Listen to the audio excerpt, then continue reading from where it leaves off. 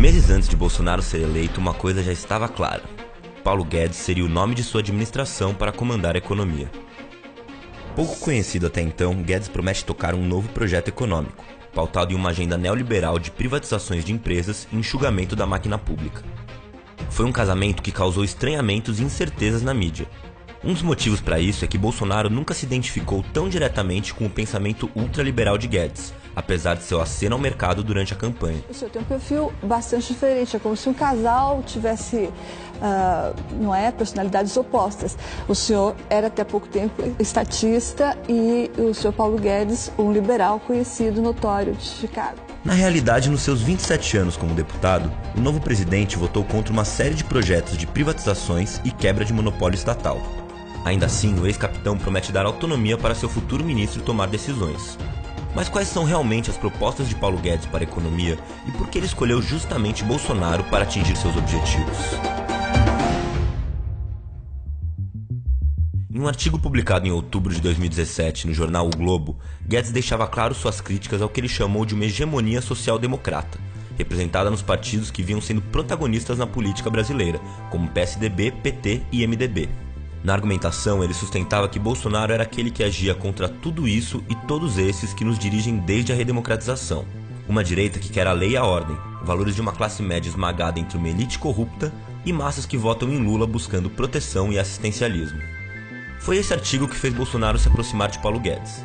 A essa altura, o ex-capitão já se consolidava como o principal candidato na corrida presidencial em um cenário sem Lula, mas sua falta de conhecimento em temas econômicos vinha causando constrangimentos à campanha, o que levou à aproximação com Guedes. Esse tipo de casamento não é exatamente novidade. A união entre economistas neoliberais e políticos militares tem um famoso precedente na América Latina, a ditadura chilena comandada por Augusto Pinochet nos anos 70.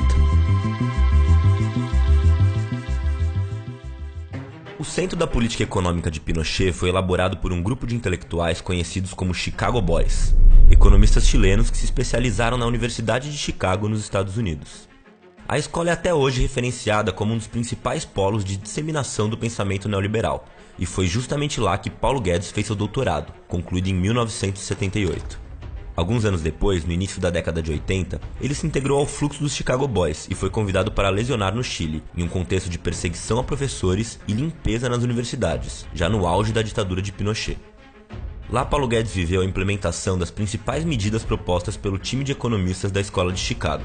E foram exatamente essas diretrizes que inspiraram parte de suas propostas para o Brasil de hoje, surfando na onda bolsonarista e agora sob o comando do novo Ministério da Economia.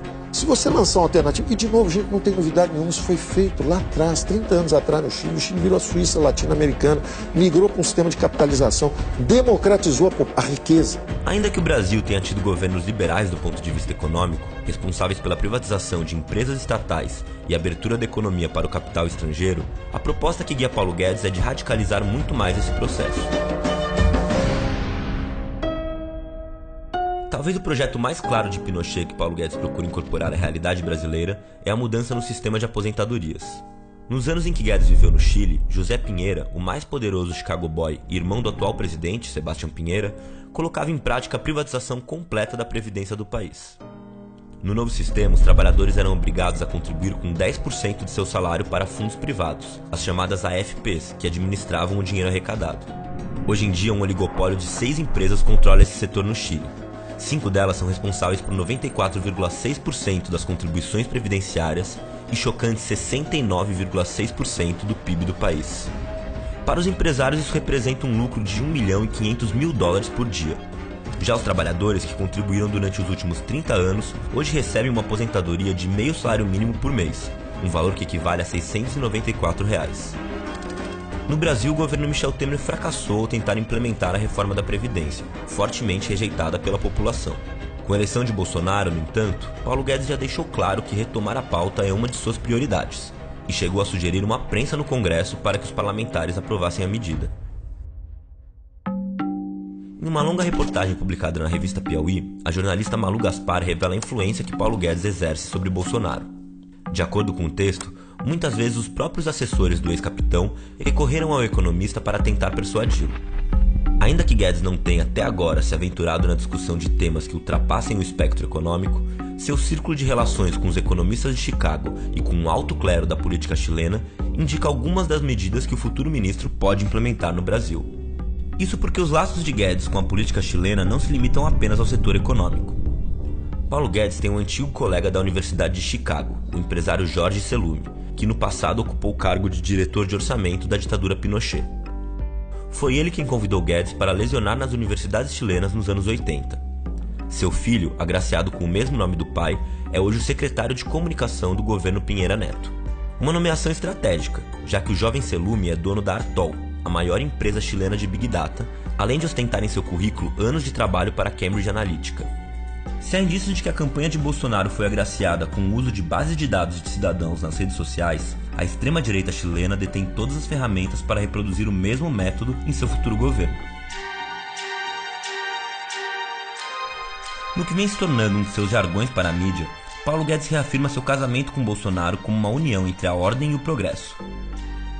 Pode-se dizer que antes disso a aproximação do ex-capitão com o economista se deu por uma conveniência mútua. Paulo Guedes, que até então não havia gozado de grande prestígio nos círculos acadêmicos e não conseguiu emplacar suas teses econômicas nos últimos governos brasileiros, viu uma oportunidade para impor sua agenda neoliberal em um governo Bolsonaro.